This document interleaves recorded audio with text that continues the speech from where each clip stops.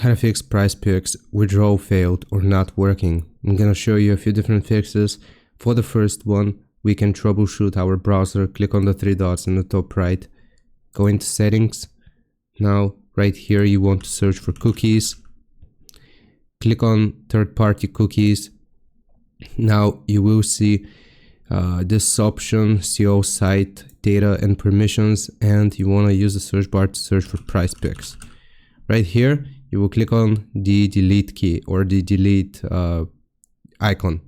Once you click on it, this is going to clear your cookies.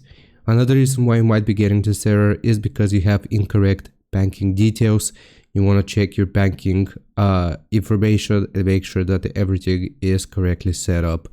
And the last thing that I can tell you, you might have not met the ×1 requirement to cash out.